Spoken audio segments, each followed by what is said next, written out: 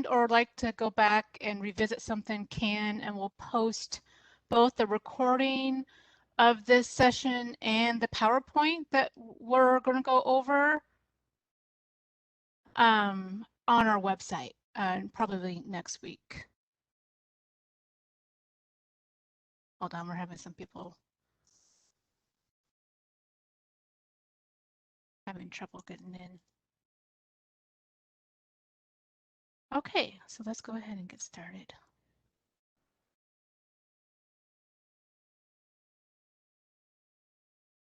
Okay, so as part of our transition to Accela, we did a whole bunch of external training for our applicants in advance of our launch, and then to kind of help the transition fully, we have been holding these quarterly external sessions, and we hope that next year we'll continue these and maybe even have them more often depending on our capacity, because we're all still transitioning to Accela. We're all still learning. So we do plan on having these at least quarterly next year as well.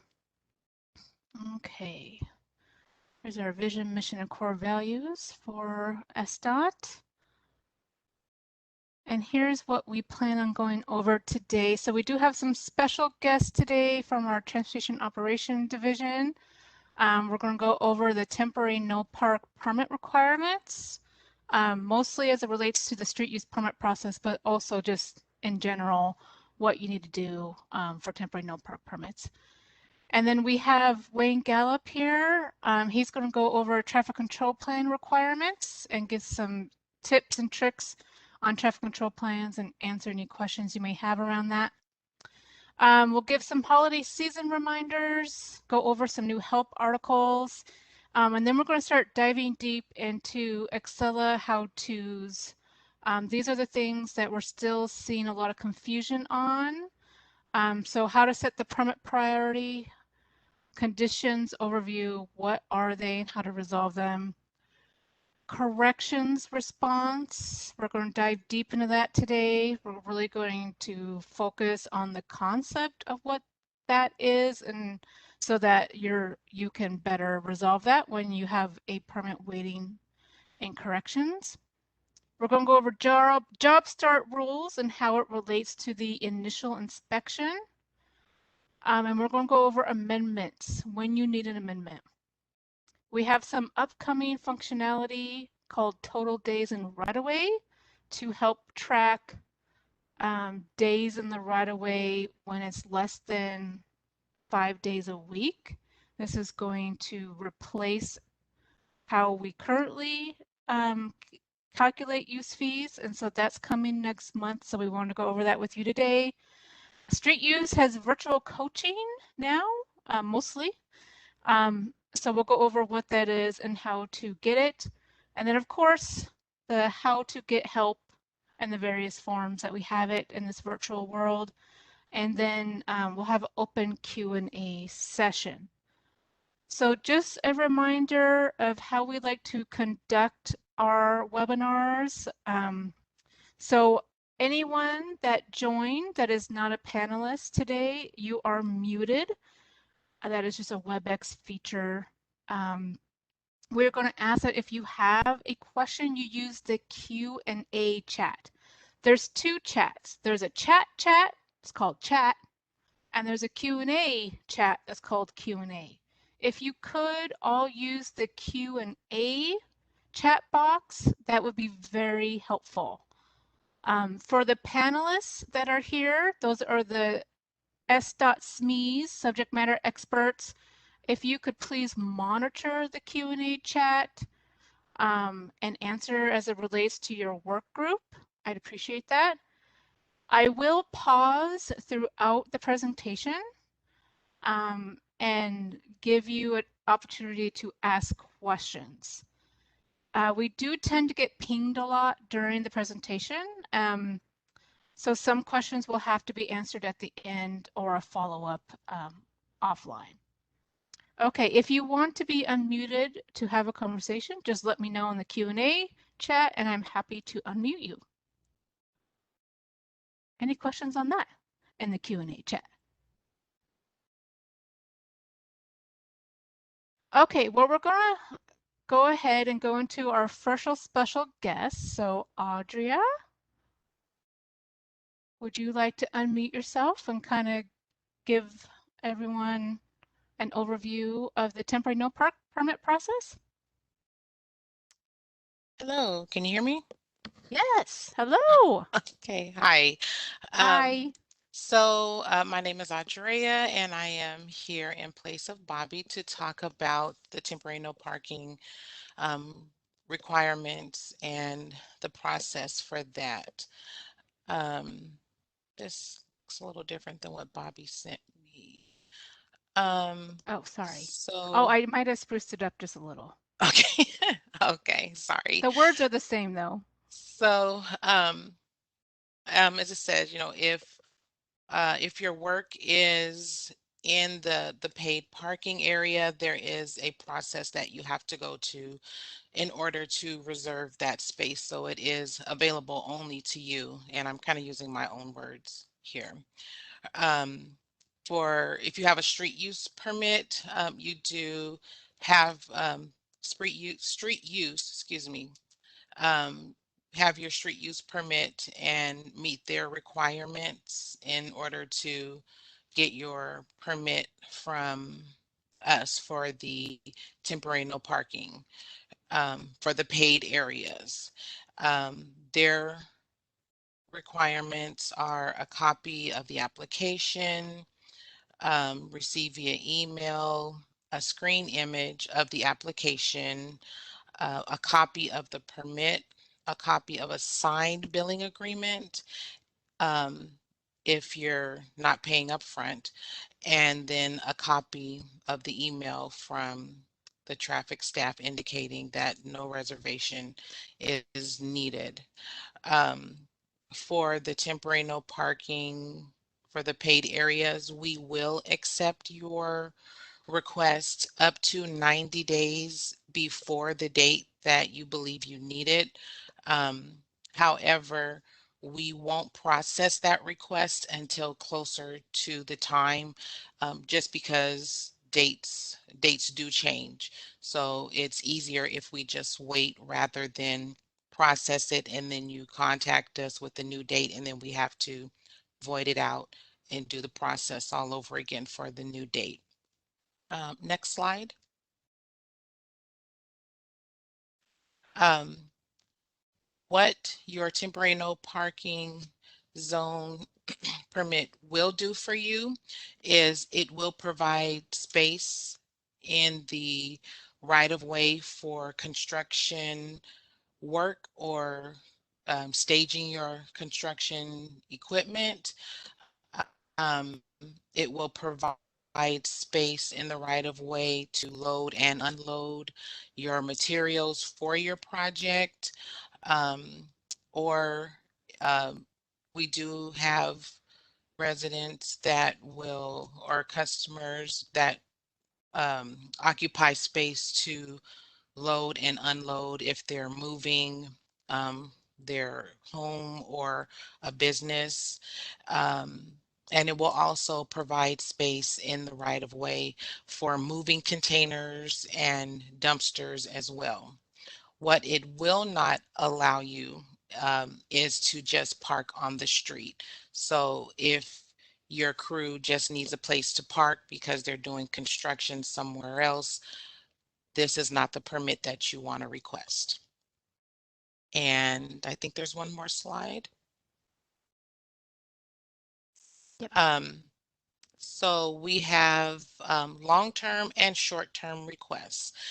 Short-term requests are requests anything less than 30 days. Um, that do not require removal of any signs or pay stations. There is a process to extend this request if coming up on the 30 days you realize that you're going to need it longer. Um, you would need to submit a request or contact our office in order to have that end date extended further out. And any additional questions regarding that process, you can refer that to Bobby Lindsay.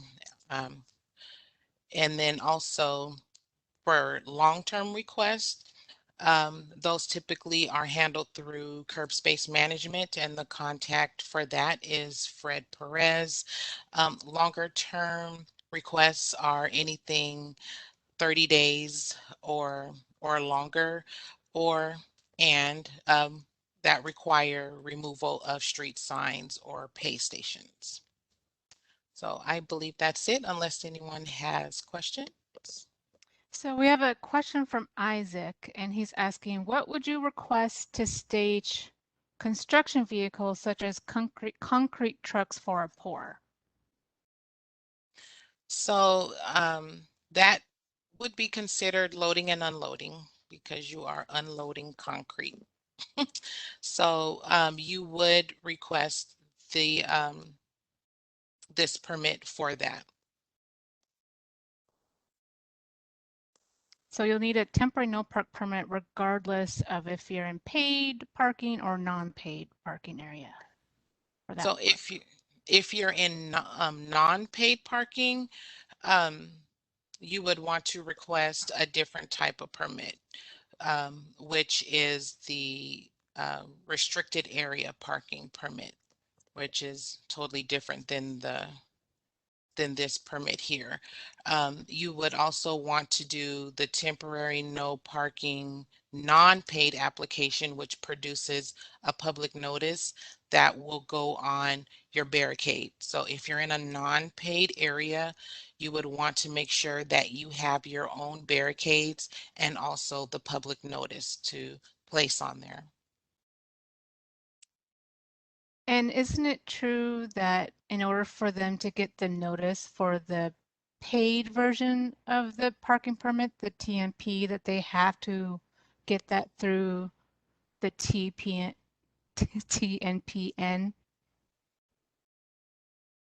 There, I'm sorry, repeat the question. It kind of broke up on my end. So right now, the paid temporary no park permit does not have the notice attached to it.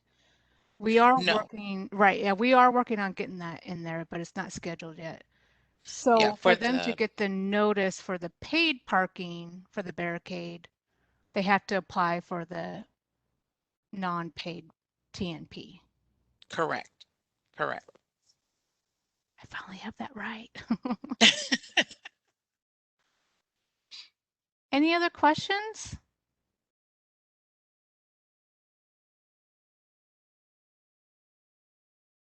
Okay, I'm not seeing any other questions come through, so thank you so much, Audria, for joining us. You're welcome. Have a good day. You too. Bye. Restricted parking zone does not count as paid. That is just you are just a resident needing to park in an area. Okay, everyone, we are going to go to our next special guest, Wayne Gallup. He is here to talk to you about traffic control plans. Wayne, take it away. Hello, everyone. My name is Wayne Gallup. I am with Transportation Operations Division. I am a member of the TCP review team. So, our presentation here is basically kind of discuss the requirements to submit a TCP and the basics to make sure that you get to review.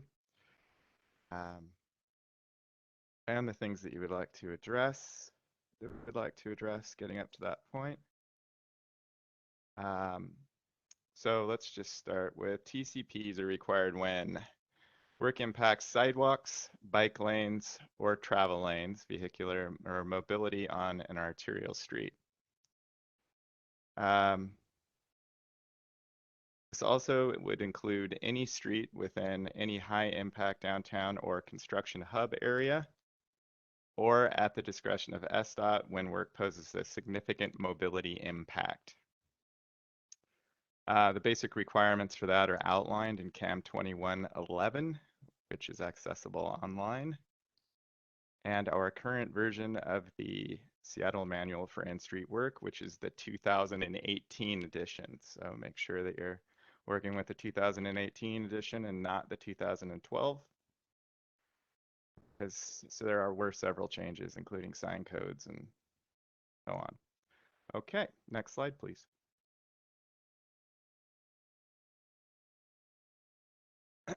TCP tips. All right. So channelization. All right, this is a big one.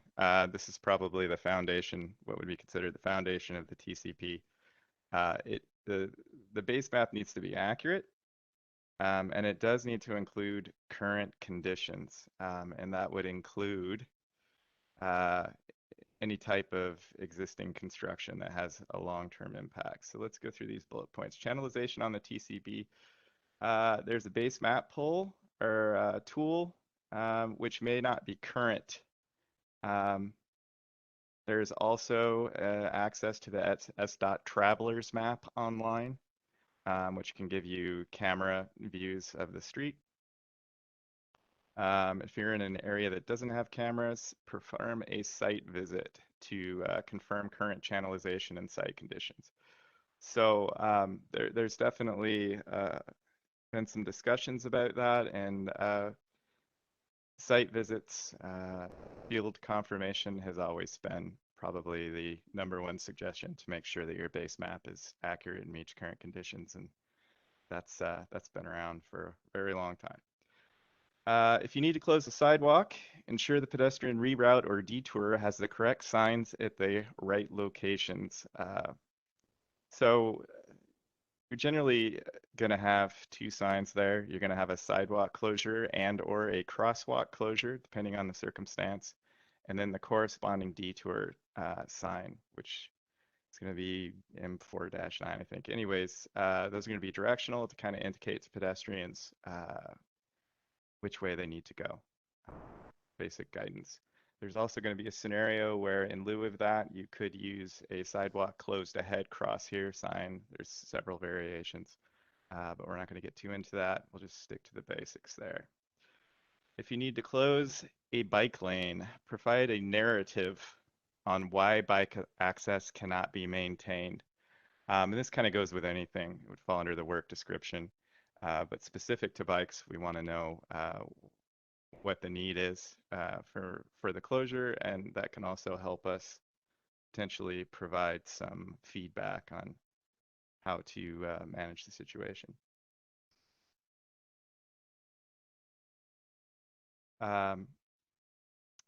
If you need to submit a revised TCP, ensure all comments are addressed.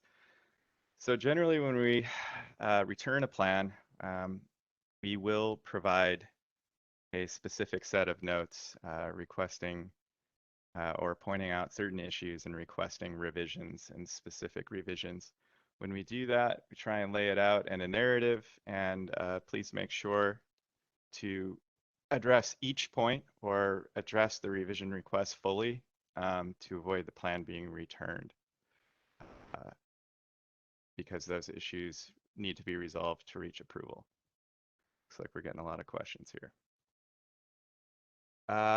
Next slide, please. Okay, so we got top 5 requirements, and I'm assuming we're going to get the questions after this for anyone waiting there. So obviously we just talked about the accurate base map. So that's going to include basically channelization, street layout, lane widths, and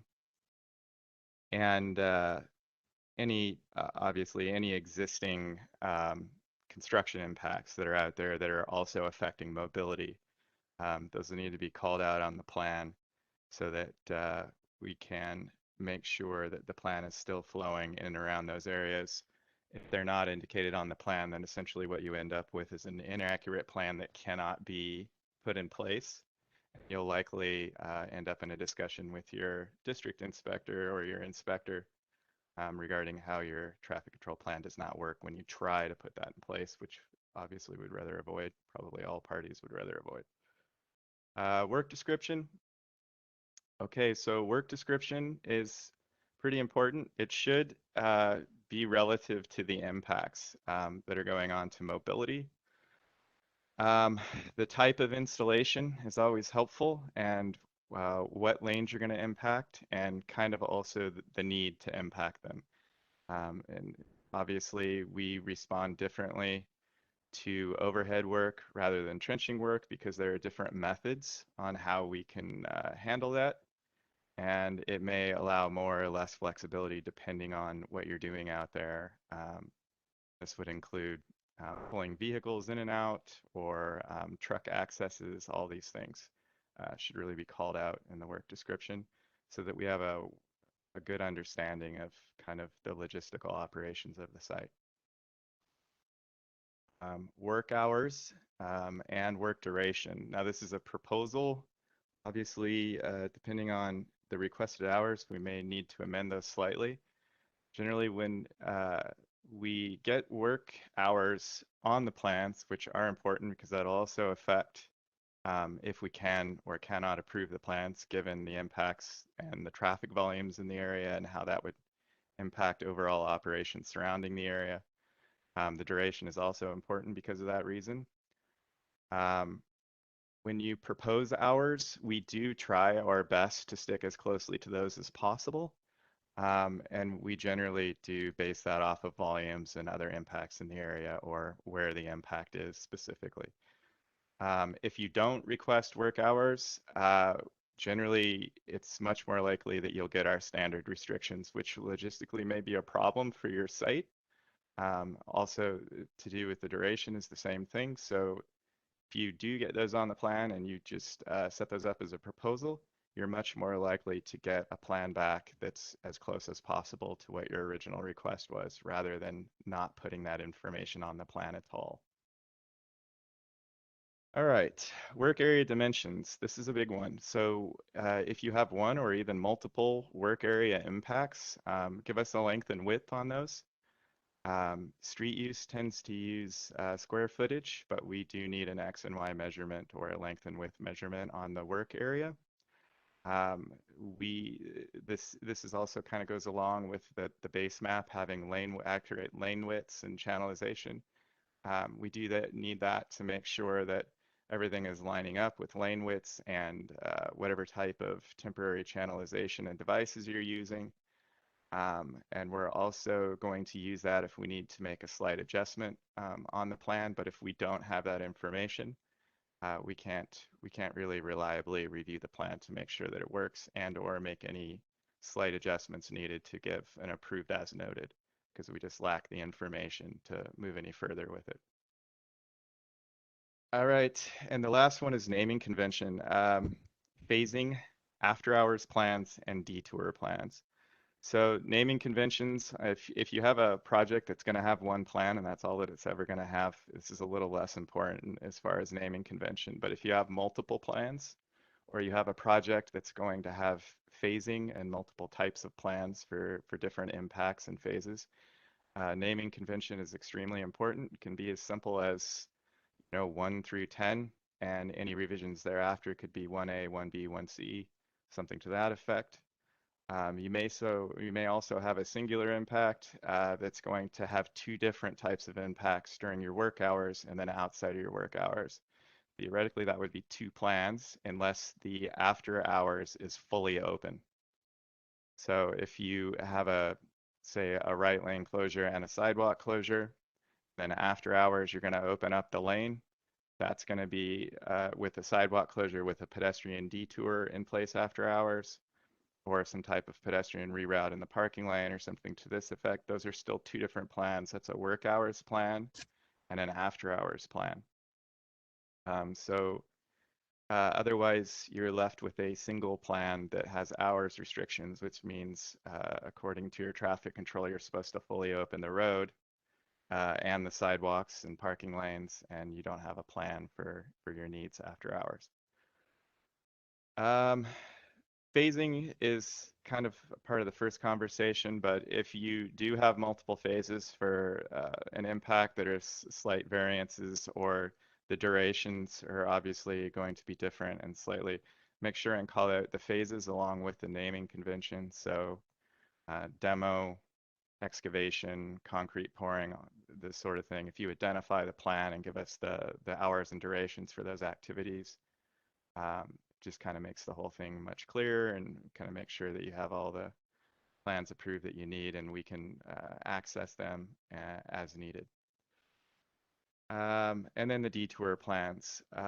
Once again, if you're going to close or you're proposing closure of an arterial street, and that requires a detour, you're going to want to provide a detour plan. Now, this is obviously just a proposed plan, and there may need to be some adjustments based on transit or overall operational needs. But the expectation is that you will provide a detour, and with arterial streets, generally we're aiming for a like arterial detour. So if you're impacting, and there is a street classification map, it's available at the same page as the traffic control base map, TCP base map sign or maps. It's same location. It's also there with the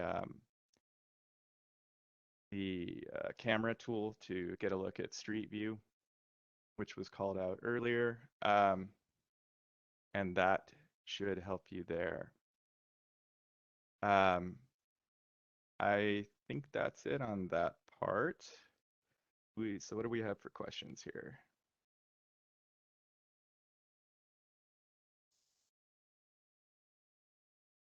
I think I can answer the permit questions. Is there any other questions? We don't have any TCP questions? Yeah, Myrnas took most of those. Does anyone else have a question on traffic control plans?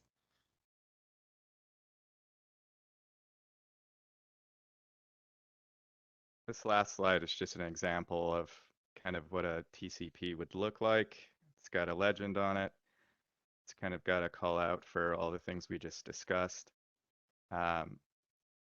And as far as the rest of that goes, I would always strongly advise taking a look at the current traffic control manual, Seattle Manual for In-Street Work, for sign sequencing suggestions for different impacts, because there are some pretty good examples in there.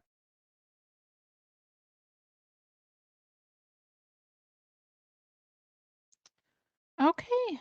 Well, thank you, Wayne, Carter, and Myrnas, for coming to talk about TCPs. You are free to go if you like. Thank you, Melody. Thanks, Wayne. Okay, there's a couple of permit questions I'm going to answer real quick and then we'll move on. So we do have a right-of-way maintenance and right-of-way construction permit. I would send you to their websites. We have a website for each one of them to really understand the difference between those two. In a nutshell, the right-of-way maintenance permit is short-term work that we're defining right now as less than 90 days that does not require a traffic control plan. If you're closing any sort of mobility, sidewalk, bike lane, travel, transit lane, you will have to apply on an arterial or any street in a hub, you'll have to apply for a right-of-way construction permit. If you're staging a dumpster or a storage container for longer than 90 days, you'll have to apply for a right-of-way construction permit. So that's all outlined in our right-of-way maintenance website. And then we have another question of, do we need a permit to use rolling scaffolding on a sidewalk where the sidewalk is not shut down? So anytime you're using the right-of-way, you need a permit. I think the question may be, do you need a traffic control plan? If you need to close a sidewalk for any reasons to install or remove the scaffolding, you'll need a traffic control plan.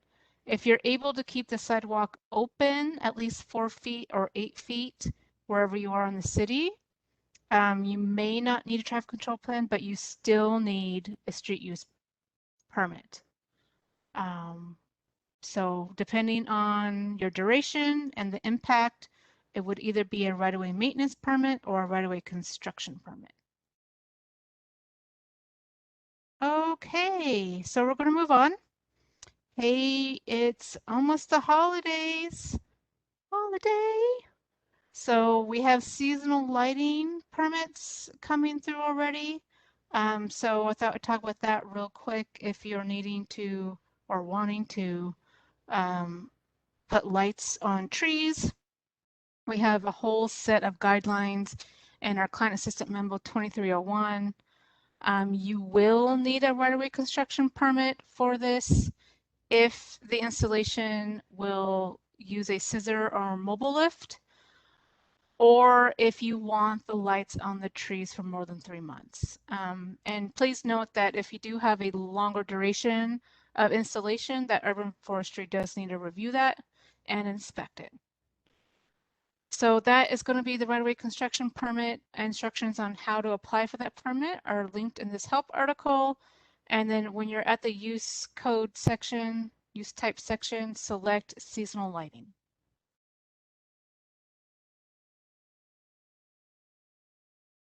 Okay, we have a question. Does sidewalk need to be closed to move across for temporary demo?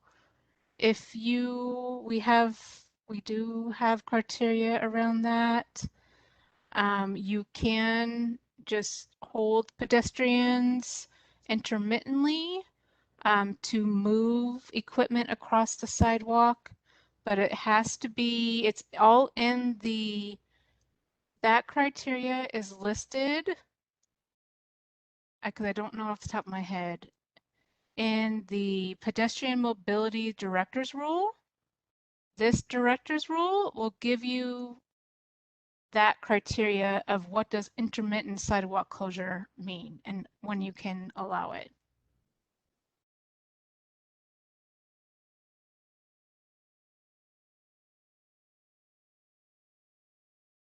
Oh, okay, sorry. Courtney got it. Okay, holiday moratoriums. We have two, just a reminder, we have two. We have the downtown and Pioneer Square holiday moratorium. If you are needing or wanting to work during the time frame of Thanksgiving and New Year's Day, you'll need to submit your holiday moratorium exception waiver by no later than September 30th. So that's coming up really quick. We will not allow any submissions after September 30th. For the China International District holiday moratorium, this year that starts on January 12th and ends February 22nd. Those exception waivers are due December 1st. December 1st. So if you need to work in this area between this timeline, please get your waivers in.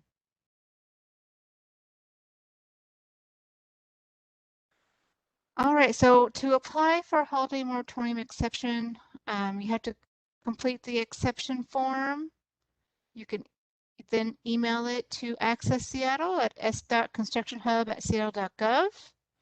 If you submit that to the Accela record or the street use reviewer, we will go ahead and route that for you and let you know that we did that. If the exception is approved, we'll need you to upload that approved document to the Accela record. And when you do that, you need to make sure you're using the document type of holiday moratorium waiver. That's the condition name on the Accela record, and that is the document type you'll need to use to satisfy that condition. We'll go over this in a minute, but we can't say it enough. Condition name equals document name.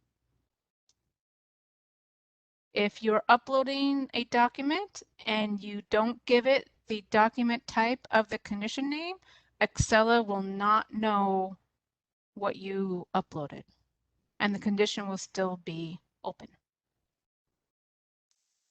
So we will not be able to, of course, approve any work during a moratorium without an approved exception request. So if we don't see that at the review evaluation step of the permit, we will send out for corrections until that approval has been obtained.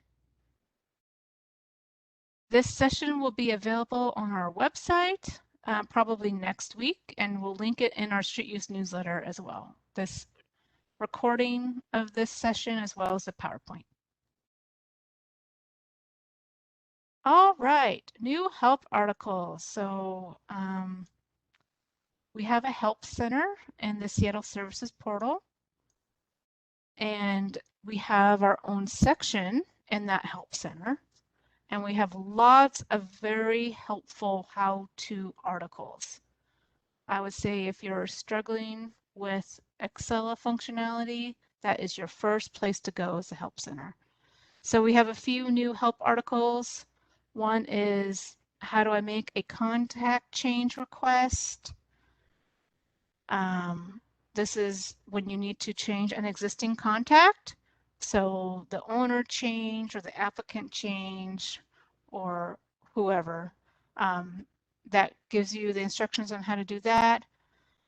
We also have an access, how to give someone access to a permit. So that's kind of like adding a contact to a permit. That information can be found in this help article. Okay, we know that we're still getting used to all the different ways you can make a change on a street use application or permit. We thought it would be helpful to summarize all that in one help article. So in this new "What changes can I make on my street use application or permit" article, you'll find information on how to submit updated documents, how to submit an amendment, how to submit a job start notification and schedule other inspections, how to pay fees on your application or permit. So that's a good article to go over. A brand new one is how to apply for a storage and construction container permit. This is really for, if you're moving and you need to stage a pod or something to help with that move. That's how you would do that. And then how to provide or reschedule a job start notification has been updated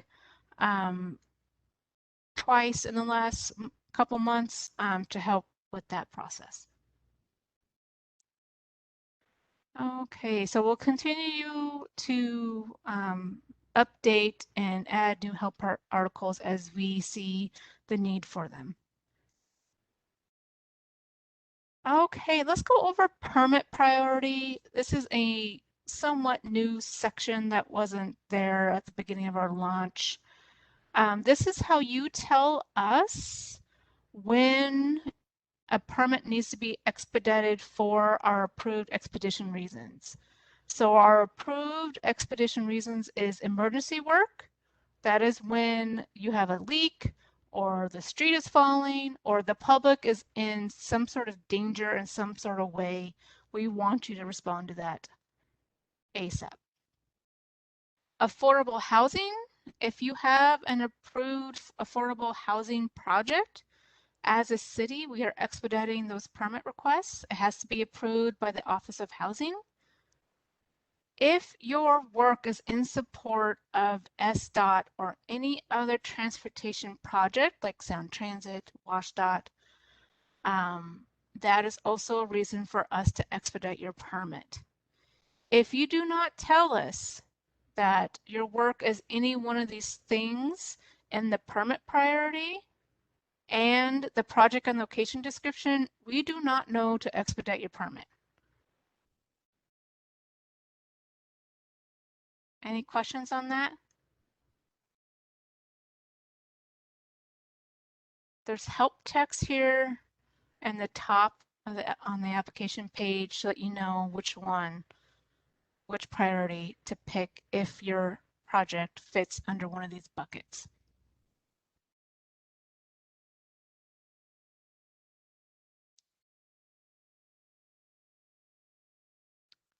Okay, I'm moving on. I don't see any questions. Okay, so we want to spend some time on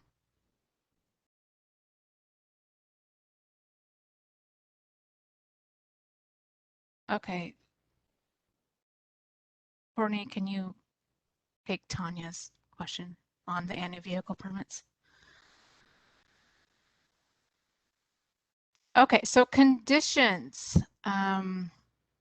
We often call these conditions of approval. They are called conditions on the portal right now. And so what a condition is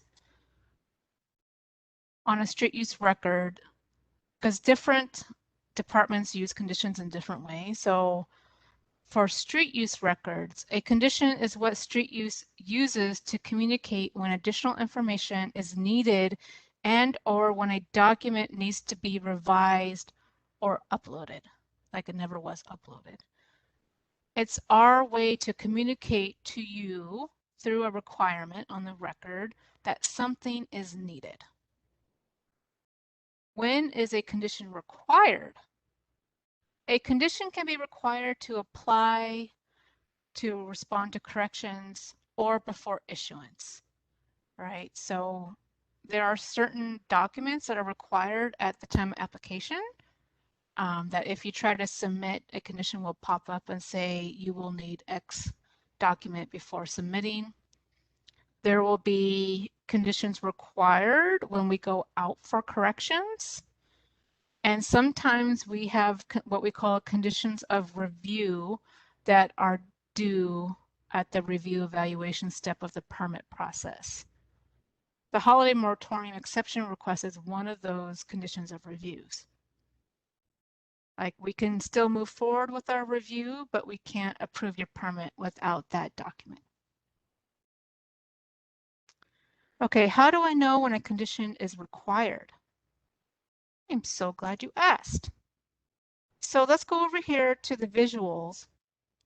So if you're on your record in the portal and you go to the status tab, you'll see conditions. You'll see a number here that tells you how many are due, required. To get more information, you have to click the View Condition button. That will populate a more,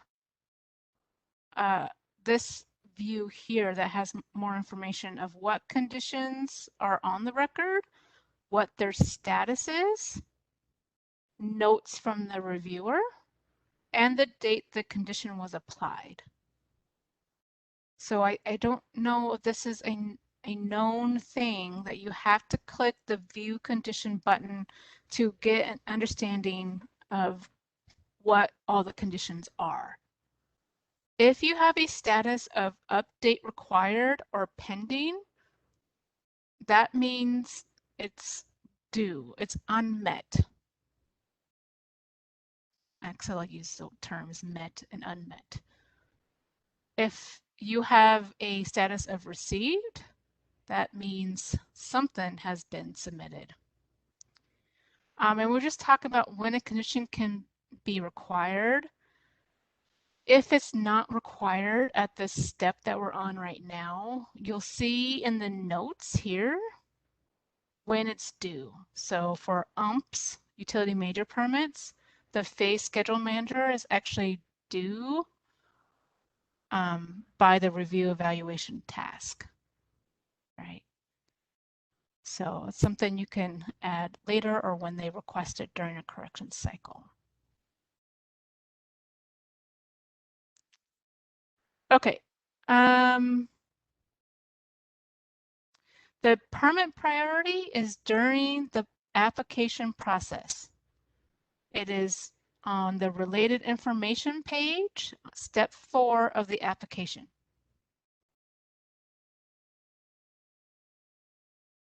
If you missed it, you'll have to email the assigned reviewer, and if the assigned reviewer is, if there is no assigned reviewer, s.permits@seattle.gov.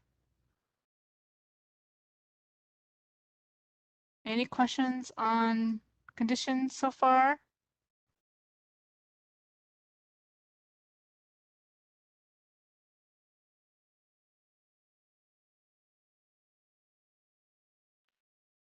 Okay, so how does a condition get met? A condition is met when a document type of the same name is uploaded onto the Accela record.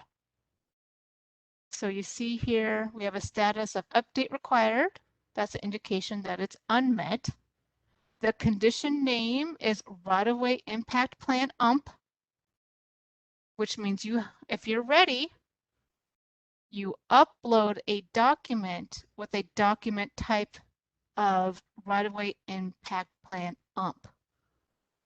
This document type has to match the name of the condition, or it won't communicate to Accela that you've uploaded that document. So if you do that successfully, you will know that the condition has been met when the status changes to received. A couple of notes on that. Accela does take some time to process and upload a document. You may need to refresh your browser for it to take, especially if you're waiting for a record status to change. We recommend that you give it a few seconds and then refresh your browser.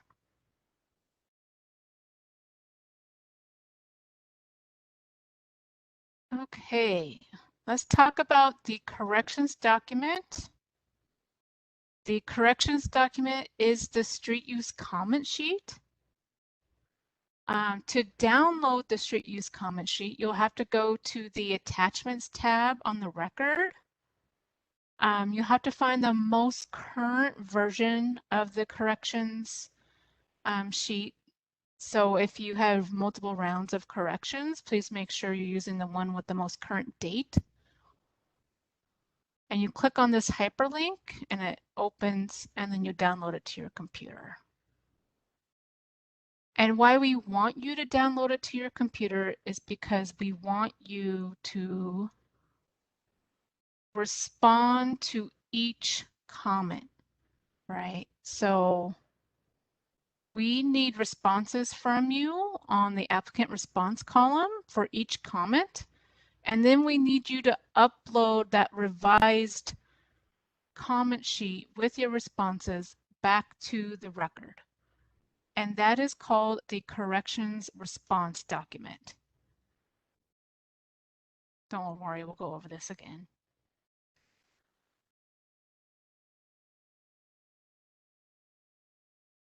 So when the reviewer wants the street use comment sheet back with your responses, they will add the corrections response condition to the record, right? That means that you have to upload a document type of corrections response to meet that condition. And what we want back is, again, the street use comment sheet with your responses to each comment.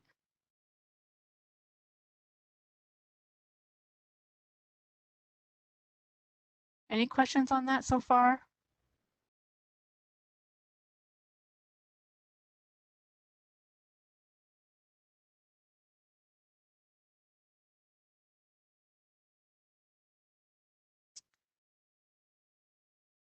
Okay, so this is how you upload the corrections response document. Again, go to the attachments tab. You have to scroll down on that page and click on the select button. You go through the steps to upload a document, which I'm not going to go over here because it's documented in our help articles. And then you'll have to select the version of the street use comment sheet that you saved to your computer that has your responses on it.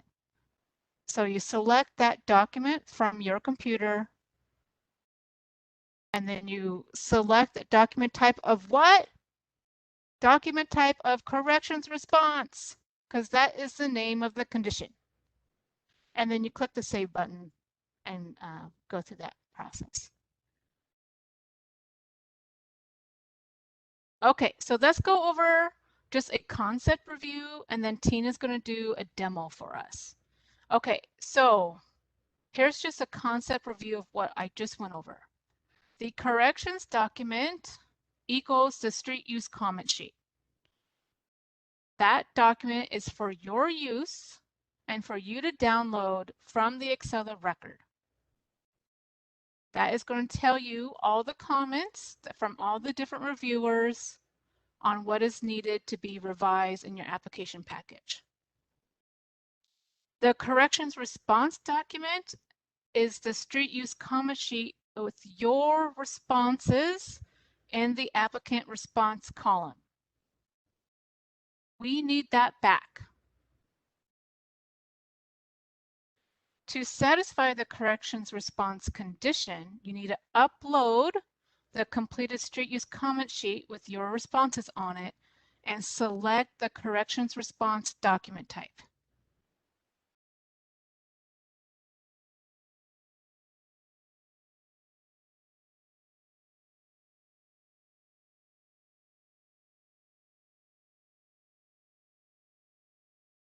Okay, so before we go to the demo, I'm going to answer some questions.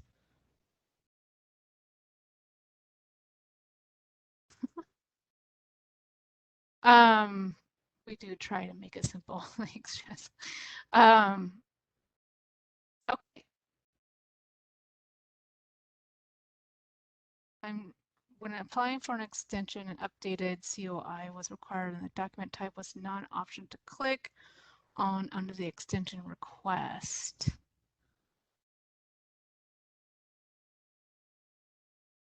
Oh, Mike, can you send me that offline? I don't know enough about that to say. Okay, why do corrections or conditions not get emailed? Seems a person must check the permit application status every day. We do send emails. Well, we do send emails for lots of Accela actions.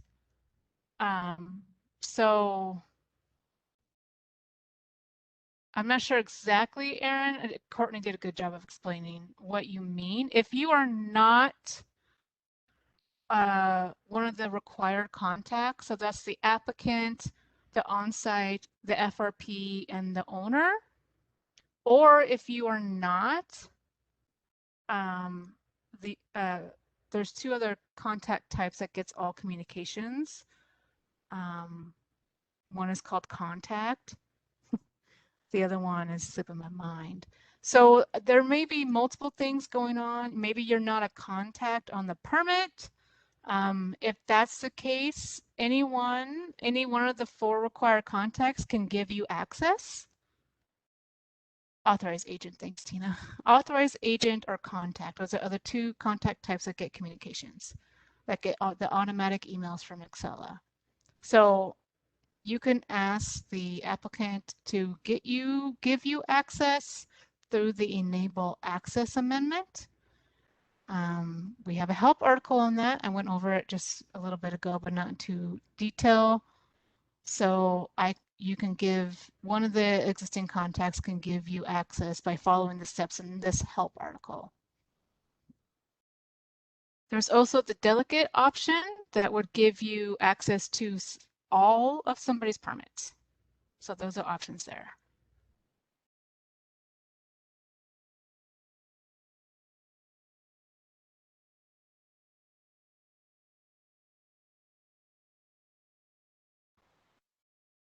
Okay, so we have a question of will the office be reopened at some point?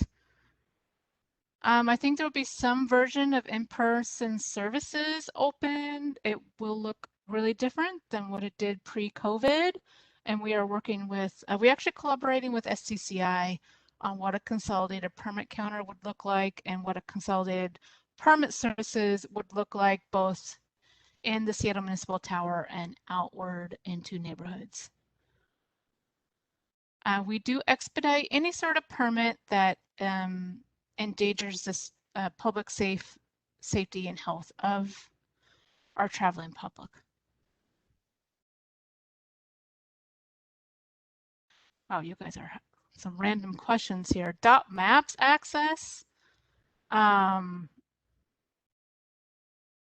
Yeah, that went away. So email Craig Moore for access to dot maps. Craig.moore@seattle.gov. Okay, you guys. Like I said, the recording of this session and the PowerPoint will be posted on our website sometime next week, and I'll link it in the Street Use newsletter. The city directory is gone. IT made that decision in a silo. We don't have any backups on that yet. We are working on what to do about that. It's a big issue.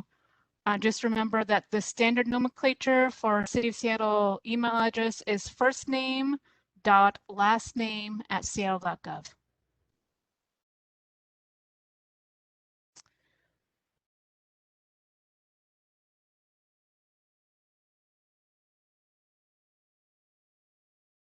So Bilkis, can you use the Q&A chat for future questions? And then to answer your question, you can email our SSP email to help with that. Okay, everyone, we're going to introduce Tina Hove, our Accela SME. She's going to do a demo on the corrections response condition, how to download the corrections document. The correction document is what? The street use comment sheet. And then she's going to go over how to complete the corrections document, how to upload it back to the record, what it looks like when the corrections response condition has been satisfied. All right, Tina, just give me a second to give you the power. I'll break out in song. It's really hard for me not to.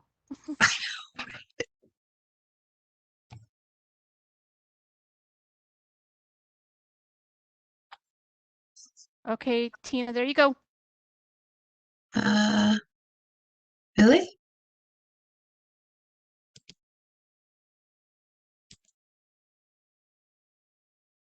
Oh, you are now the presenter. Here we go. All righty. Let me go here. Oops, it went to sleep.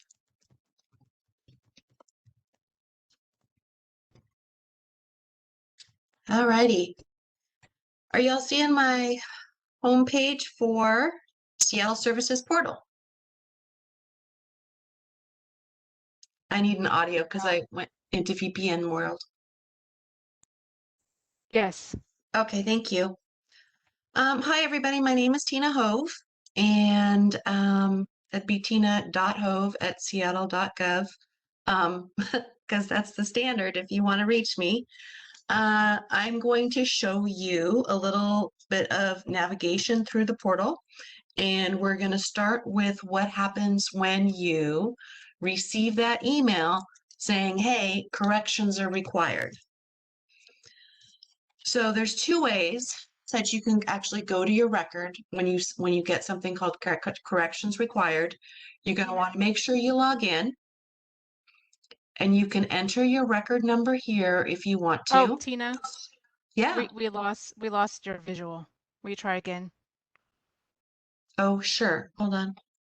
Try share window. Share. Okay, there, that's better. Probably screen one still. Yep. Share. There we go. Okay, Got it. super. That looks better. Thanks. Let's see. We need to. There we go. Okay. So here. Oh, look, I'm not even logged in. So I'm going to log in.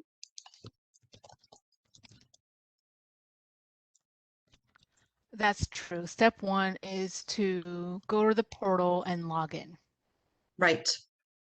There's some stuff you can see if you're not logged in, like our handy dandy help articles, which can be accessed right here by the question mark help. Those help articles are actually pretty great. Let me just go there real quick because I can. So one of the best places to go with help for street use articles and things, all things Accela, is permit street use. And once you're in here, there's all sorts of articles, which you probably get links to from SDOT permits as well as from the SS portal. Hey, read this, read this. And as you go in here, there's really step-by-step on how you do things. What we're going to talk about now is corrections and changes before issuance. So this is kind of the section about that we'll be talking about. Uploading documents, we'll talk about the banner, we'll talk about responding to street use corrections, and then additional information that's kind of part of the same thing when we're waiting, when the back office or when street use staff are waiting for you to provide documents. So what does that look like? Okay, so here I am, I'm logged in, it's saying, hi Tina, hi Accela. Two ways you can look for your record. So let's say you've received an email and it says, hey, I think in this example, let's say it's corrections. We require corrections. We looked at your stuff and we need some updates. So it has your permit number on there. You can put your permit number straight in here and search, or you can go to My Records. And here you're going to see a list of all of your records for City of Seattle, all of your Accela records. I happen to have a lot of street use stuff. So what I'm going to do is I'm going to look, I'm going to go issued, oh, awaiting corrections. I should go and do something there. I know you want to click make changes, but you don't, because make changes is what we call amendments, and that's not what we're doing. We're doing corrections. So to do corrections, you're going to go into your permit here. You're going to click on that hyperlink to open it up. And here, right? Oh my goodness, look at this. Right up here, my record status is awaiting corrections. All right, well, let's see what's going on. Well, there's this great big orange banner here. I wonder what that means. Let me click on it. Okay, so you click on your great big orange banner, and here you see your conditions of approval. Here you can see there is a corrections response. That's just what Melody was talking about, and it's pending. It's required to process my request.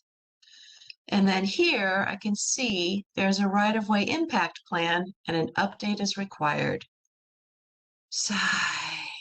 And, oh my gosh, another one, utility and restoration plan. Update required. Sigh. But if you look at this, my phase schedule manager must have been okay, and my traffic control plan must have been okay, because those are still just received.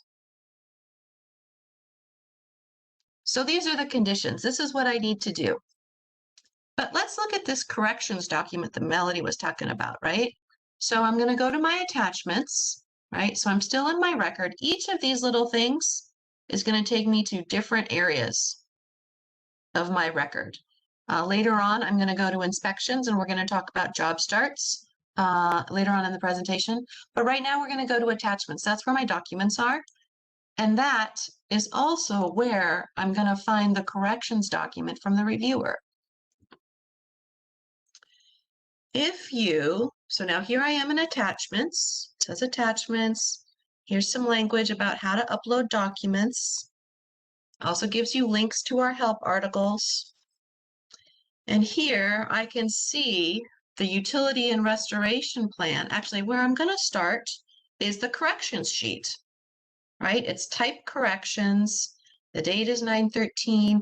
If my permit had been significantly longer, if the processing had been going on for a while, it could be if I've had several rounds of corrections, it could be I have some corrections from, I don't know, 8/25 and something from 9/13. And maybe if I don't finish this one properly, I'm going to have another thing from, later on in the month or maybe even next month, depending on how long it takes me to get my corrections in and then how long it takes the back office to get to look at them, right? We've got SLAs in the back office.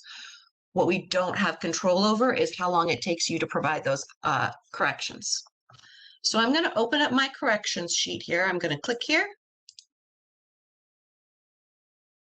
And it works like any other place where you're downloading something. I can open it. And this is what my correction sheet is going to look like. Here I can see, where is it coming from? What are the comments?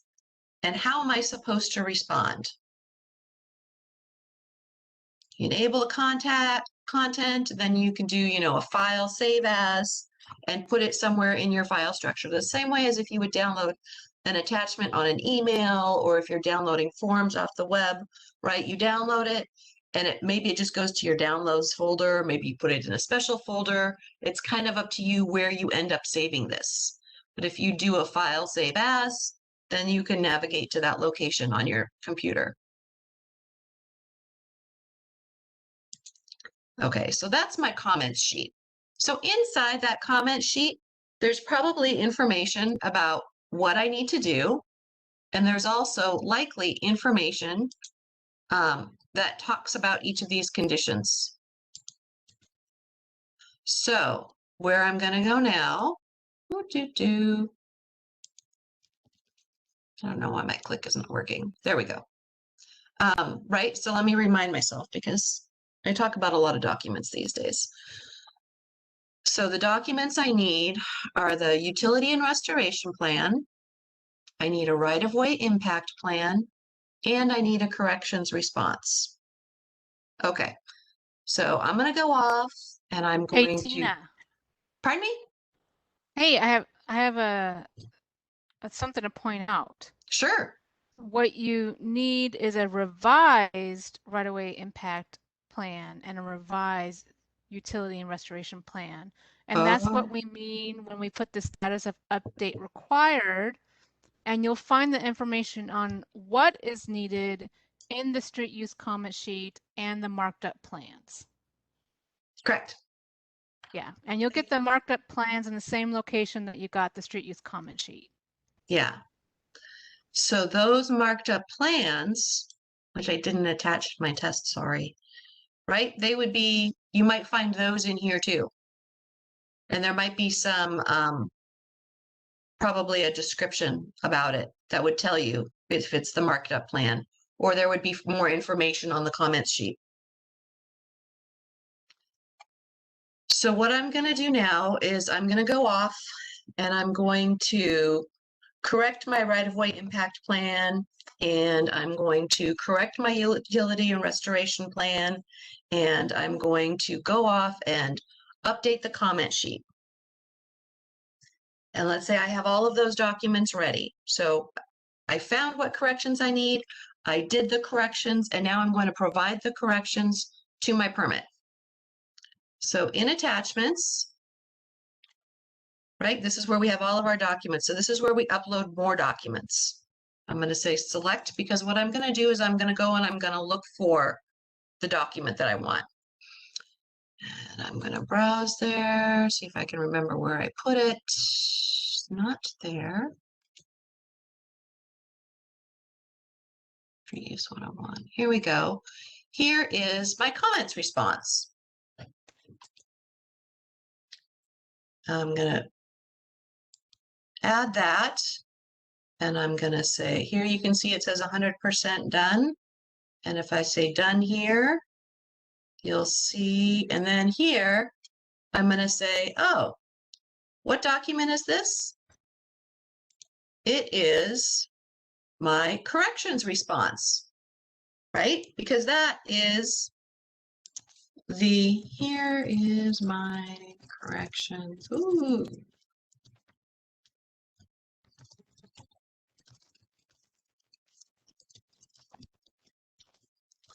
And when you upload a document, you can do this, you can upload more. I could do another select and upload another document, but I'm going to do just one right now and show you what happened. Then I'll do two next to match the other two conditions.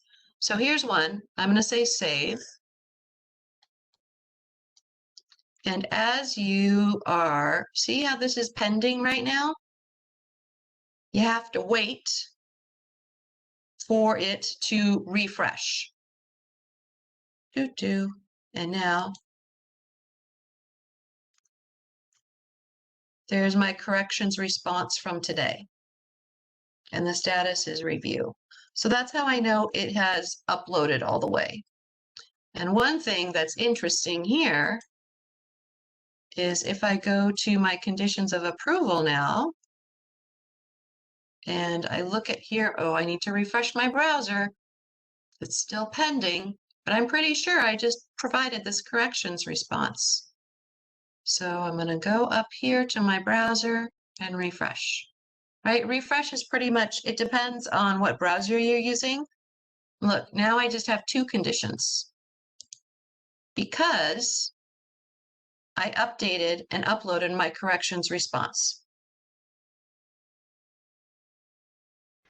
But the record status is still in awaiting corrections Huh, because I wonder why. Because I still need 2 more conditions I have 2 conditions that are open, and so I need to satisfy those. So what I'm going to do now is I'm going to satisfy these other 2 conditions. Oh, funny story. I just popped this in. So the only way Accela knows that you're done providing your documents is if you satisfy all these conditions. If you, for some reason, think that you don't need to provide a right-of-way impact plan, then you still need to provide a document and call it a right-of-way impact plan, because otherwise you're going to stay in awaiting corrections.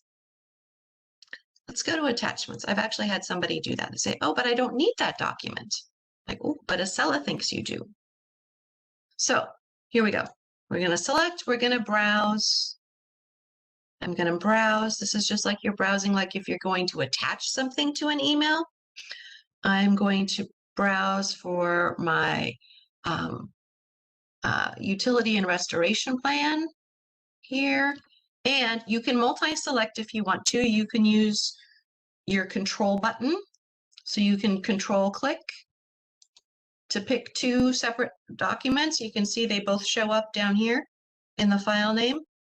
Open, and now they both show up here. Right, here's my utility plans. This is my right-of-way impact plan. And then I'm going to say done. But I'm not really done. I'm just done selecting my documents.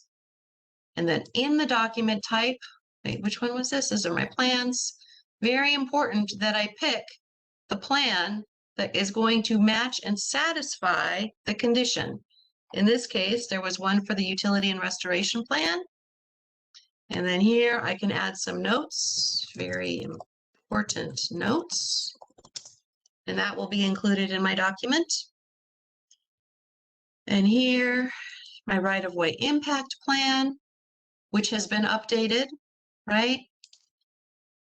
Updated ROIP, just for you. And then I'm going to save. I'm going to pause, because what happens is that right now Accela is thinking. It's uploading it. We have all sorts of stuff that's happening in the background. This is a test environment, so it's going even slower. Here you can see one has been uploaded properly and one is still pending. So we're going to wait a little bit longer while that continues to upload. Sometimes if we act too quickly and Accela is not ready, then you're going to get the wrong status. So now these are all uploaded by latest update date. So I'll go to my next page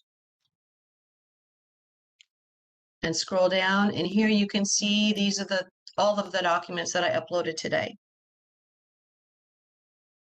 So what we can do now, let's see if I go to conditions.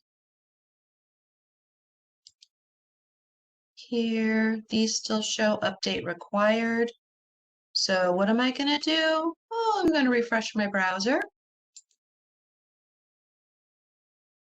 And lo and behold, those conditions are gone.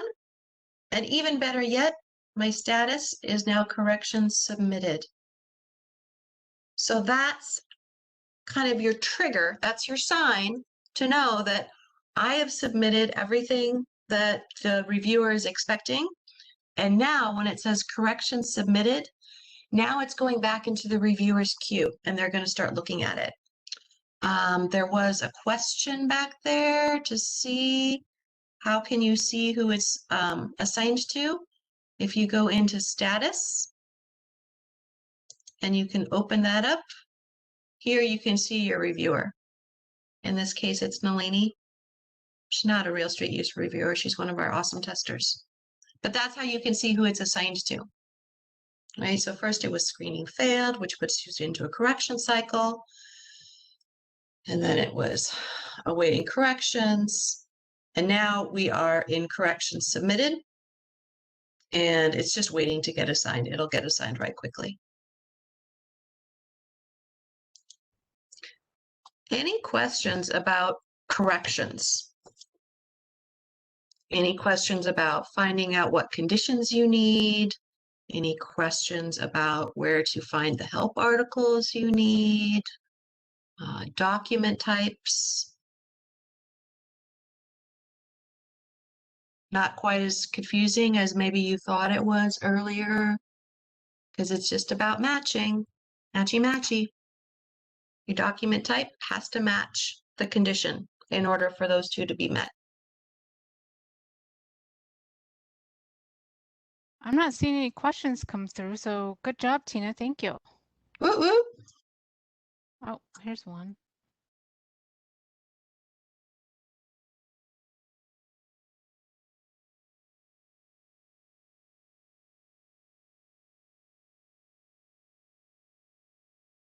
Can you read the question? I can't see it.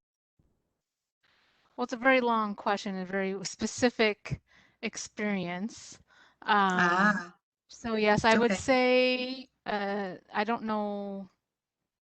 Yeah, so I would say, did this give you a sense of how to satisfy that if that happens again, Aditha? Is there any questions on what that specific instant was?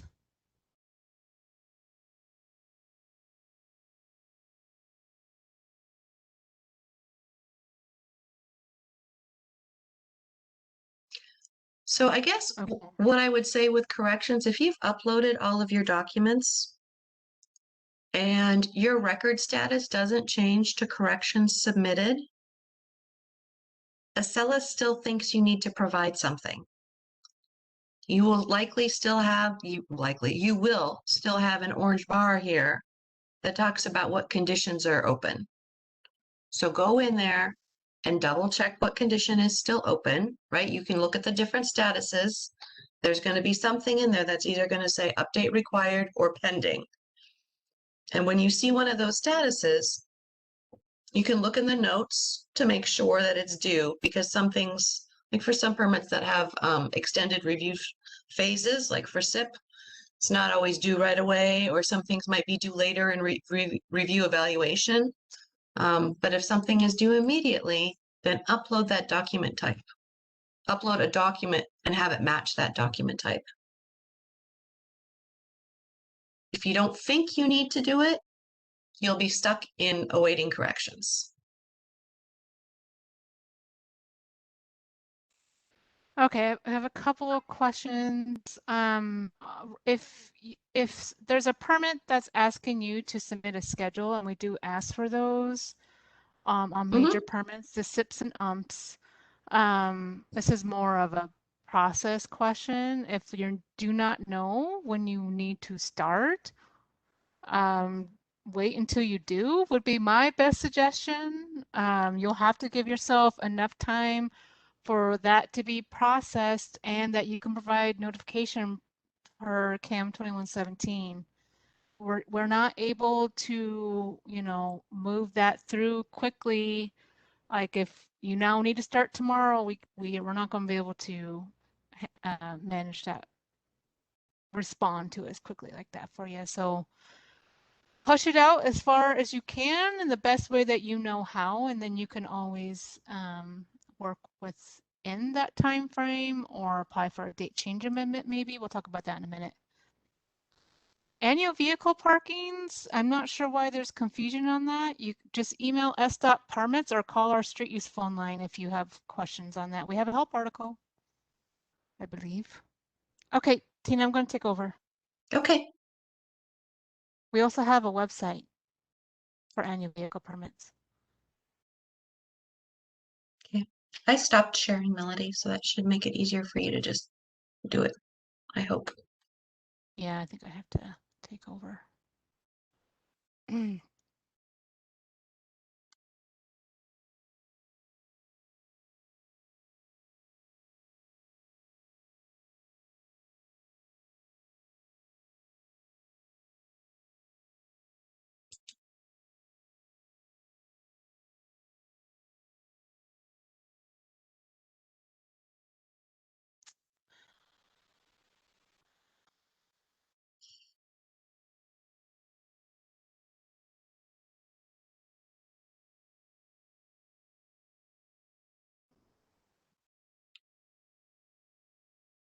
All right, sorry, hold on. Technical difficulties. Okay, so we just did the demo. Tina went over this, but here's some tips if you're stuck in awaiting corrections. Make sure that your document uploaded, that you'll know that by when it goes from pending to today's date in the latest update column. And then if that doesn't take, and especially if you need the record status to change, use the refresh button. There are lots of resources on getting how-to steps and help. If you're still having trouble with your record status not changing for a limited amount of time, for next couple months, you can email our support email here or go to one of these help articles to help you get to the result that you need. Okay, so let's go into job start rules. One thing, there is a relationship between job start and the initial inspection. And so we want to go over that. Just a reminder to everyone that the initial inspection is scheduled for 5 business days after the issued use start date. Right? So that is just an automatic rule that if you have initial inspection on your use type, it will get automatically scheduled for 5 business days after the issued start date. If you know that you will not be working on that day and you want to let the inspector know when you will be working, you need to reschedule the initial inspection through the job start notification. So the job start notification is the mechanism for you to reschedule the initial inspection. Otherwise, the inspector is going to go out there on that 5 business days date that it was scheduled for. You're not going to be there, and we're going to charge you, and you're going to submit us a dispute, and we're going to say, well, you didn't tell us you weren't working. Okay, so how to avoid that scenario? You have to manage your job start.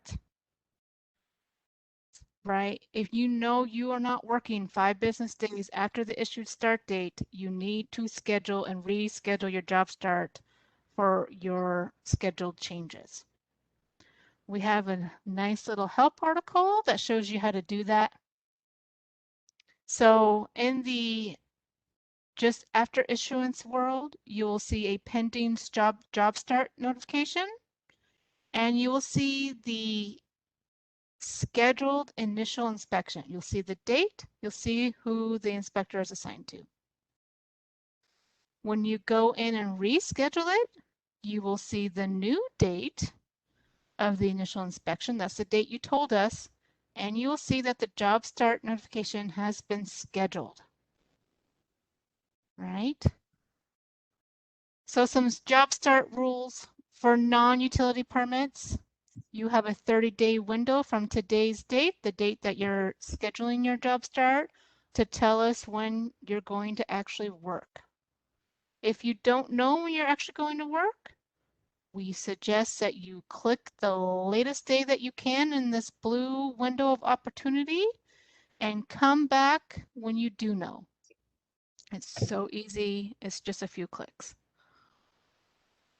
For utility permits, you have the entire time between today's date and through the permit expiration date to tell us when you're going to work Or if you don't know, we recommend you push the job start out, push the initial inspection out as far as you can, and come back when you do know. Okay, so let's go over this again, and then Tina's going to do a demo. So we issued your permit. This is your issued use start date. This is the date that your initial inspection was scheduled, 5 business days after the issued start date. The job start notification reschedules the initial inspection if the initial inspection has not already passed. After the initial inspection has been completed and passed, the job start notification is no longer available. So that's why it's so important that you manage your job start. You have a 5 business day window to tell us otherwise. Right? Okay, so Tina's going to do a demo. She's going to do a demo on a utility permit because those are a little more complicated. So she is going to show you where to find the scheduled initial inspection. She's going to show you how to schedule a job start notification to change the date of the initial inspection. Then she's going to show you how to reschedule that if something changed or you finally figured out when you're going to work. And then we're going to talk through the scenarios on if the initial inspection has passed, has been completed, what do you do based on where your dates fit in? Okay, give me a second to give you control.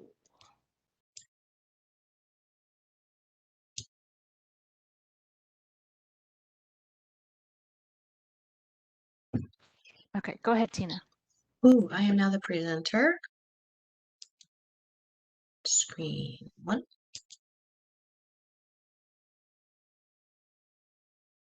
Oh, sure. And here we are again. How's that working? So here we go. Let's go back Yes, to our that's home working. page. Yay! Okay, let's go back to our home page.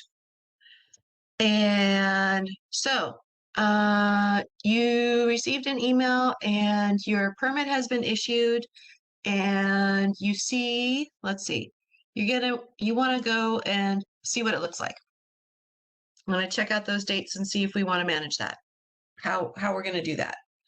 Let's see which one. I have 2 of them here. Let's do this one. If I wanted to pay my fees, I could do that here. I don't want to just yet. I'm just gonna go here. I'm gonna go into my record the same way I did for my document. And let's see this. So my status is issued. My permit expiration, because it's a utility permit, is April 16th. I've got a long time to do that work. And if I look down here at my use information, I can see that my first use start date is October 5th. Okay, so that's in the future. If my first use start date is October 5th, let's see, I have 2 uses on here. And here's the other one, also on October 5th. The duration is 12 calendar days. I'm going to be in the right of way for 10 days. So let's go and see what my inspections look like. I'm going to scroll to the top. Sorry to make you dizzy. And here, remember before we went to attachments? Now we're going to go to inspections.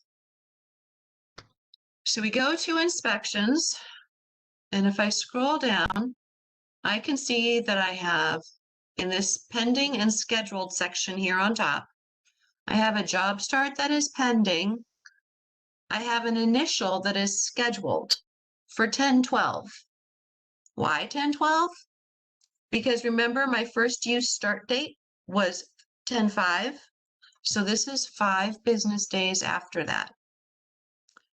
I also have a final inspection that's scheduled for 4/18 because that is probably the next business day after my expiration date.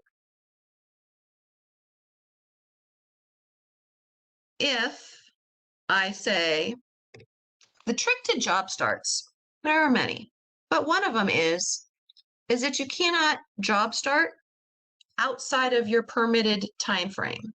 So this permit, the work is currently permitted from the first use start date, 10/5, until 4/16, right? So if I want to schedule my job start and I go in here and I say, oh, wait, I need to, I'm not going to start on 10/5. I'm actually going to start on September 27th. I'm going to confirm that date. I'm going to continue. I don't need to change any of my contacts here. I'm going to continue. You can add an additional note for your inspector. Starting earlier than planned. Finish, and the inspector will get notes when you put notes in here. But when I finish it, what happened? I can't schedule earlier than my first use start date. I have to schedule after my first use start date. I think Melody will be getting to this. If I need to schedule before my first use start date, I need to do a date change amendment so that street use knows that work is going to start sooner. You're already permitted to start later.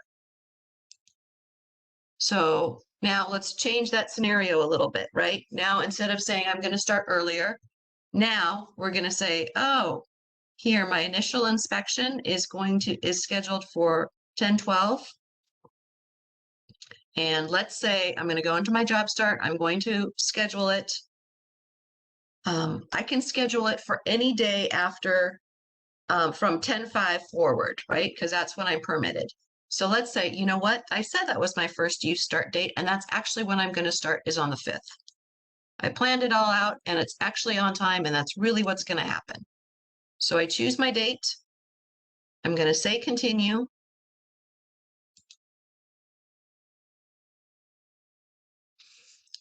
If somebody else was on site, I could say, you know, hey, somebody else is going to be on site this particular day. It's going to be Jenny Q, and Jenny's phone number is 206-555-1212. She gets a lot of calls. There, so now you can see that's the on-site contact. For this inspection, additional notes. And then you say, Yahoo! Starting on time. And you finish.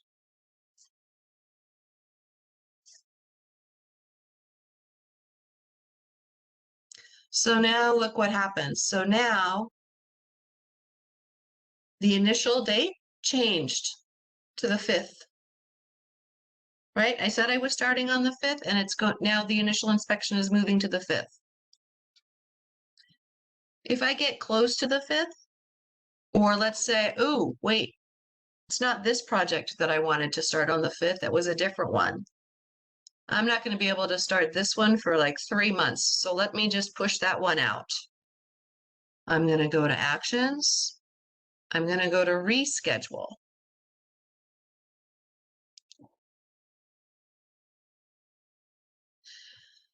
You know what? Let's just put that out into January because I can't, this is too much. I can't think about it right now. I'm going to come back on the 4th and see what's going on. January 4 looks good.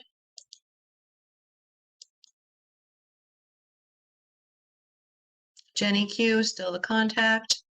Maybe it's somebody else. You can change it. Maybe Jenny's on holiday in January. You know that. Well, okay. You could add additional notes to the review, to the inspector if you want to, right here for this. I don't have any additional notes. I just know I'm not starting until January.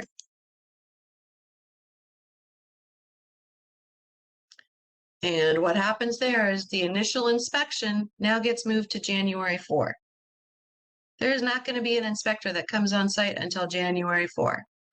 And what you can see, what happens here is we now have a job start notification, and that's still here, and you can always go in and reschedule it.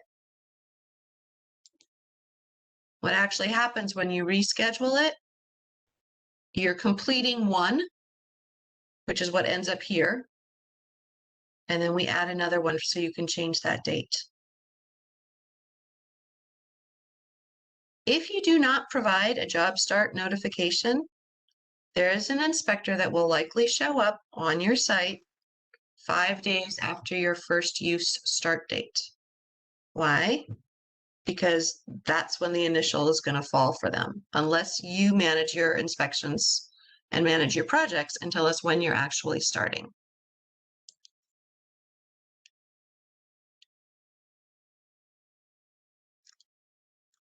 Any Any questions questions on about that? inspections? Once the initial inspection is completed, your job start is no longer available. That's why if the inspector goes out there and you haven't started, or if you have, but let's say you haven't, and you're probably not going to start for a few more months, you probably want to get in touch with your inspector, who is listed right here, or and who will be listed when you'll be able to see who it is that completed the initial inspection. You're probably going to want to reach out to your inspector and say, hey, can we add a job start for somewhere in the future? Or you want to tell them not to come out for a while, because otherwise they're going to be scheduled to come out in the next 10 to 20 days probably, as part of our regular cycle of inspections for sites.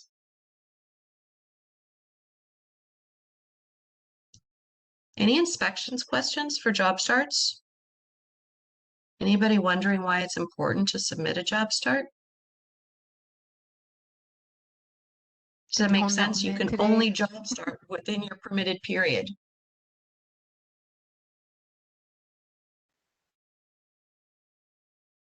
I have a question, Tina. What's that, Why? So Melody? there's other inspections that I can schedule. I can schedule a restoration Yes. inspection. I can schedule a markout inspection, a curb ramp inspection. Why am I not seeing that here on this page? We don't let you schedule those inspections until the initial is done. Because if you Oh. haven't gotten an initial inspection, we hope you don't need a restoration yet. Once Sometimes the that does initial happen. is completed, then those others become available, and they look just like the job start, basically. They'll be in a pending status. Not this one. It doesn't look like this one. It'll be pending, right? There's going to be those 4 inspection types that are pending, and you can submit those whenever you want if you need an inspector to come visit you outside of the regular cycle. Excellent. All right, I'm not seeing any questions come through on this, so I'm going to move us along. So everybody's going to schedule their job starts now, right? Thank you.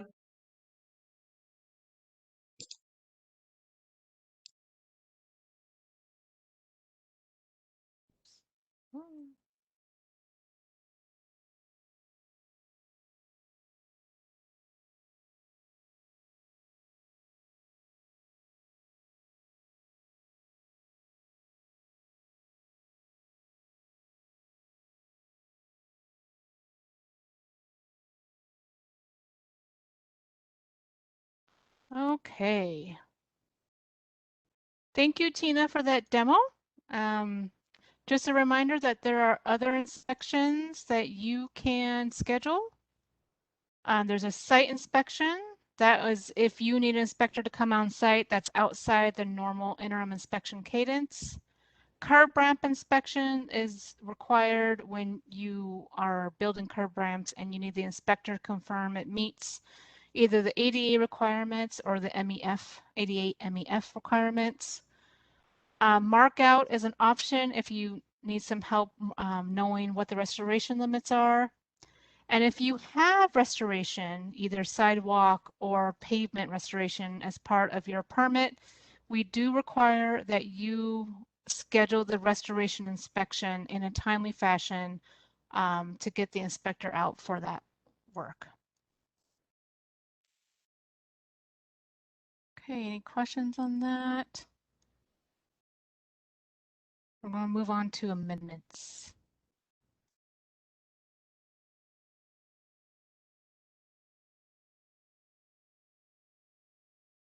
Right, so the biggest reasons to manage your initial inspection through the job start is because if the inspector does go out on the date that it was scheduled or shortly after that, they will charge you and you will get charged and you will owe that fee. So all of our hourly service fees, so review and inspection, are not part of the issuance or permit fee. Okay, let's go over amendments. An amendment is Accela's tool to make changes to a permit. We have some amendments that are available after application and some amendments that are available after issuance. Changes to a permit not yet issued are done through our correction cycles. Amendments have different process steps than an initial application. We do not right now require any documents on any of our amendments. We may require a document as part of our business practice, like we have a change existing contact form that we want you to fill out and upload if you're changing an existing contact. But right now, the Accela application process does not require it.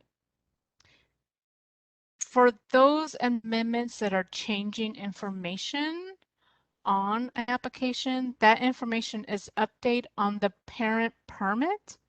That's the initial permit record, right? So the amendment closes and the updated information is on the parent permit.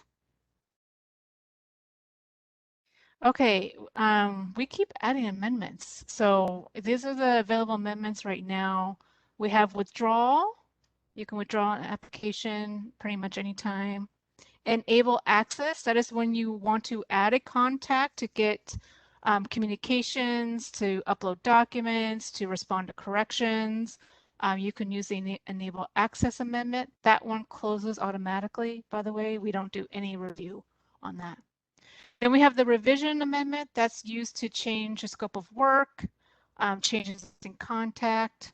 It's pretty much the catch-all amendment. You can do all those things on one request. Not all permit types have revision amendments for various reasons. Right-of-way date change is when you need to move the issued use start date before, right? So you hit it here, but you need to work earlier. You need to use the date change amendment to move that start date earlier. Extension is when you need to extend the use, or if you completely missed your window and you're not starting until after the issued use date or permit expiration date on utility permits. Okay, revision amendment rules.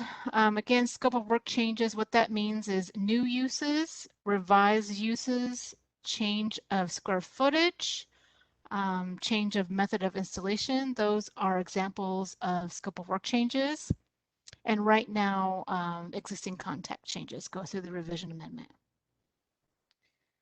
Date change amendment. So here was your issue time, but oh, something happened and you need to work before the issued use start date. That's when you need a date change amendment. Just a reminder that in hub areas, changes in dates need to be coordinated directly with the hub coordinator at least 10 days before working. All right, extension amendments is when you're going past your issued end date or permit expiration date on utility permits. All right, so here is your original permit window and whoops, you got more to do. Again, in hub areas, you have to coordinate that directly with the hub coordinator. Okay, and I'll just go over really quickly because I don't think I could say this enough. We have a 6-month permit expiration timeframe on utility permits. In that original timeframe that's shown here in the blue, you can work anywhere in this blue bar without submitting an amendment. You only need an amendment when you're going before this blue bar or after this blue bar, or you're changing the scope of work. Again, in hub areas, you need to, if this blue or this orange time frame represents the original time that was permitted, and you're now moving somewhere over here, you need to coordinate that change of dates directly with your hub coordinator. Any questions on amendments? And if everyone could use the Q&A chat, I appreciate it.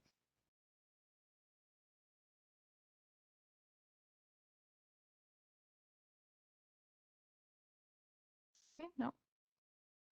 I'm going to move along. We're running out of time. Okay, upcoming total days in the right-of-way options to track uses.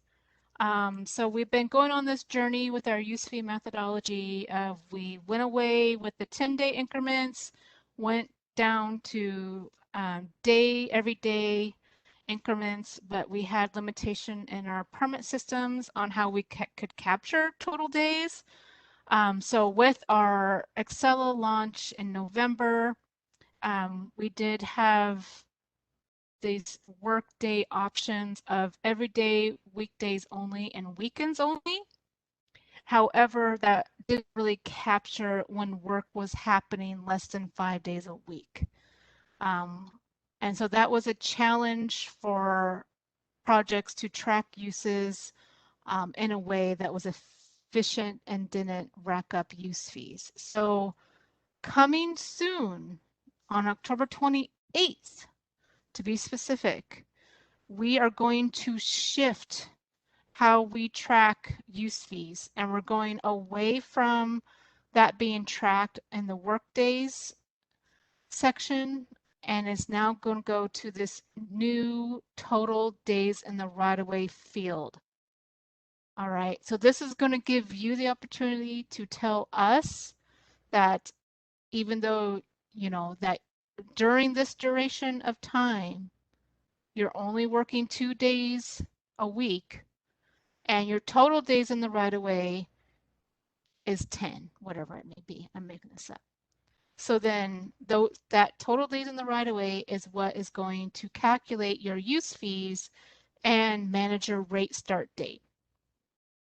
We also are adding a partial week option to the work days. This is helpful for the reviewer inspector to know that you're not working 5 days a week. And then we just ask that you tell us what days you are working in your project and location description, or even, you know, notes in your use type entry. Okay, so we're going to have some external training on this before October 28th, and then I'll also put some information in our newsletter that'll come out at the end of the month. But this should help with tracking intermittent work.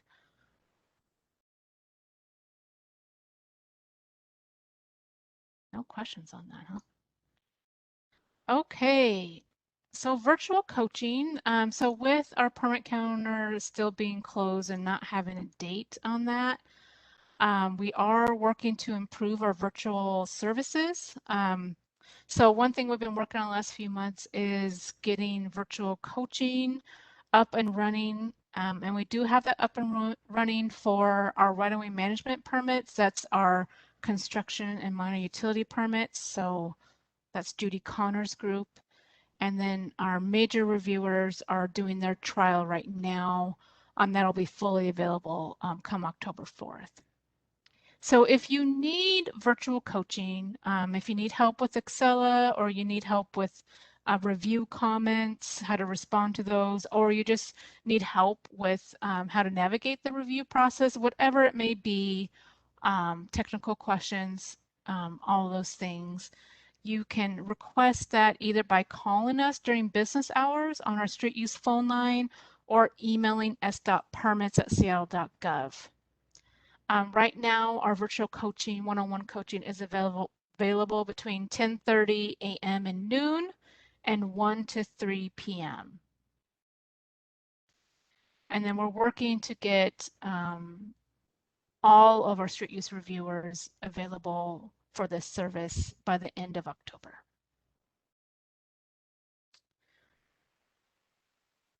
Okay, so let's kind of go over how to get help. There's been a lot of questions on how to get help. So if you're just, starting your permit process, we've worked really hard on updating and improving our websites to help you navigate the entire process, what you need to prepare for before you apply, and how to navigate the application process. On our websites, you will also find a link to the Seattle Services portal, so you can just read through the website and then quickly hop over to Accela to start your application. If you want to stay informed on all the street use and Accela updates, please subscribe to our monthly newsletter. That is our way of communicating to you what's changing, and give you tips and tricks on how to use the system more efficiently. Our websites also go through goes through to make sure you have the right permit type. So that's always a good tool as well, resource. Okay, and we keep talking about our wonderful help center on the Seattle Services portal. You don't have to be logged in to go to this help center. You just go to the Seattle Services portal and click on help. We have our own permit street use section, which gives you how-tos on all the things. There's a managing your account section, which is managed really by our IT and getting started. So if you're getting started and you're having trouble with your registration, I would go here first. Okay, and so for limit time only, you guys, we still have our portal support email. You would email them if you're having just questions on general portal navigation, contact, cleanup, or fix needs outside the normal protocols. If you just want some, coaching on how to respond to corrections, upload a document, schedule inspections, or if you think an error has occurred in the portal, that's who you would go to. S.Permits is still here, going strong. That'll be for general inquiries and coaching, contact changes or application changes on unassigned records, before issuance, fee disputes. So if you're having account issues, like you're struggling with your registration or your login information, we do need you to contact the Seattle Services _IT help at seattle.gov. Our IT department does run the enterprise system of Accela for the entire city. All the departments that are on the Accela platform. Okay, and there's a question on how to find the assigned reviewer and inspector. I pretty much put this information in every street use newsletter, and here it is for your viewing pleasure as well. You'll find the assigned reviewer on the status tab. You'll just click on either the screening or primary review step, and it'll show you who that is assigned to. For inspections, you go to the inspections tab, and you'll see who your assigned inspector is. Also know that the inspection map is on our inspection website, so you can find it that way too.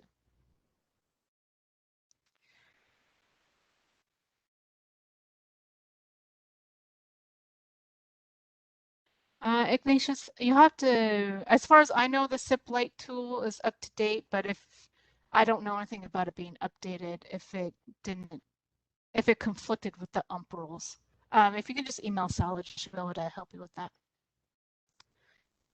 Okay, we have got to the end. Any other questions? Any other general questions you have? We're happy to stay on for a little while.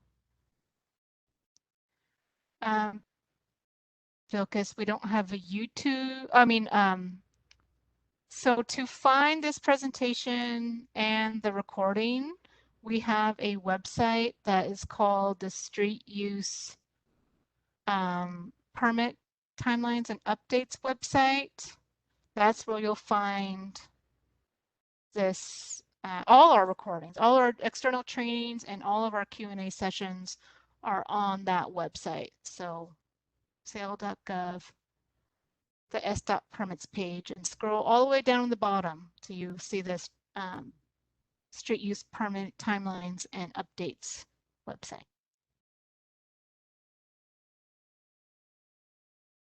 Any other questions?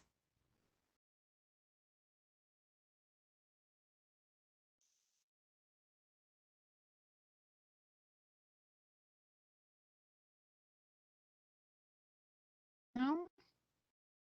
Okay, well, as always, if you are, I'm not sure when we'll have our next one, but if there's anything you would like to see for the next one, please email me at melody.berry@seattle.gov.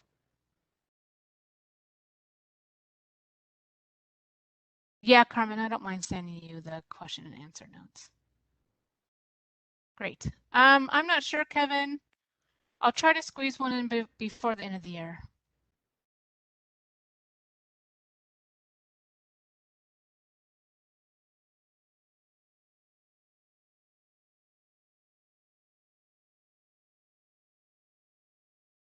Okay, well, thank you so much, everyone. I really appreciate you coming to this. We hope these are helpful, and we will see you at the next one. Thanks, everyone.